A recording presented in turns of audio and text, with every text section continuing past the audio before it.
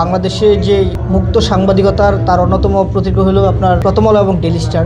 আমরা মনে করি যে বাংলাদেশের যে গণমাধ্যমের যে সাংবাদিকতা যে ইতিহাস, সেই ইতিহাসে প্রথম আলো এবং ডেইলি স্টার ওতপ্রোতভাবে জড়িত এবং তাদের যে সাংবাদিকতা এটা বাংলাদেশের একটা অন্যান্য মাত্রায় তারা সবসময় কাজ করে। কিন্তু আমরা দেখলাম যে গত কয়েক মাস আগে যে প্রথম আলো এবং ডেইলি স্টারের উপর যে ধরনের হামলা হচ্ছে, এটা আমরা তখনও নিন্দা জানিয়েছি, এখনও নিন্দা জানাই, ভবিষ্যতে নিন্দা জানাবো। আমরা শুধু প্রথম আলো নয়, আমরা বিগত ফ্যাসিবাদের সময় দেখি যে আপনার দৈনিক সংগ্রামের অফিসে যিনি সম্পাদক ছিল তাকেও হেনস্থা করা ছিল, তার অফিসে সেখানেও হামলা করা ছিল। আমরা সবসময় যে কোনো সরকারের আমলে হোক কিংবা ইন্টারিয়র গভর্নমেন্টের আমলে হোক, আমরা সবসময় মনে করি যে সংবাদ মাধ্যমের স্বাধীনতা রক্ষার জন্য সকল সময় সব সরকারকে কাজ করতে হবে এবং বর্তমানে যে নির্বাচিত সরকার রয়েছে তাকেও দায়িত্ব নিয়ে কাজ করতে হবে। শুধু প্রথম আলো নয়, যে কোনো সংবাদ মাধ্যম আক্রান্ত হওয়া মানে প্রকৃত মুক্ত সাংবাদিকতা করতে এটা সবচেয়ে বড় বাধা। আমরা আশা করি যে ভবিষ্যতে বাংলাদেশে এই ধরনের ন্যাক্কারজনক আর কোনো ঘটনা ঘটবে না। সেজন্য সরকারকেও দায়িত্ব নিতে হবে, পাশাপাশি আমরা যারা নাগরিক রয়েছে এবং রাজনৈতিক দলের যারা রয়েছে তাদেরকেও দায়িত্ব নিতে হবে। কারণ সাংবাদিকতা হচ্ছে আপনার মানুষের যে প্রকৃত ঘটনা বা মানুষের যে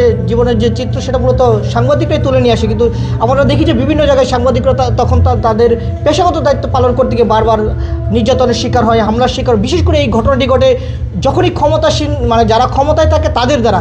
আমরা আশা করি এই ধরনের প্র্যাকটিস থেকে বর্তমান সরকার বেরিয়ে আসবে এবং আমরা যারা রাজনৈতিক দলগুলো আছি তারাও বেরিয়ে আসবে। সাংবাদিকতার কাজ হচ্ছে মূলত প্রকৃত ঘটনাকে জনগণের সামনে তুলে ধরা। সেই জায়গা থেকে সকল গণমাধ্যমকে সবাইকে সহযোগিতা করতে হবে এবং রাজনৈতিক দলগুলোকে দায়িত্ব নিতে হবে কোনো ধরনের উস্কানিতে যেন কোনো মানুষ যেন সাধারণ মানুষ যেন কোনো ধরনের সংবাদ মাধ্যম কিংবা গণমাধ্যমের উপর হস্তক্ষেপ না করে এবং তাদের যে প্রকৃত স্বাধীনতা সেখানে যেন হস্তক্ষেপ না করে, আমরা সেটি আশা করি। এবং আজকে আমরা এটা পরিদর্শন করলাম।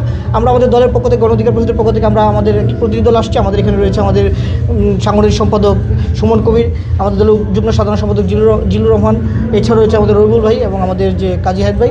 আমরা এসেছিলাম, আমরা পরিদর্শন করেছি। নূর ভাই আমাকে গত পরশু দিনই বলেছিল যে আমাদের একটি প্রতিনিধি দল, যেহেতু উনি প্রতিমন্ত্রীর দুটি মন্ত্রণালয়ের দায়িত্ব রয়েছেন, এই কারণে তার খুবই ব্যস্ততার সময় যাচ্ছে, ফলে তিনি আসতে পারছেন না।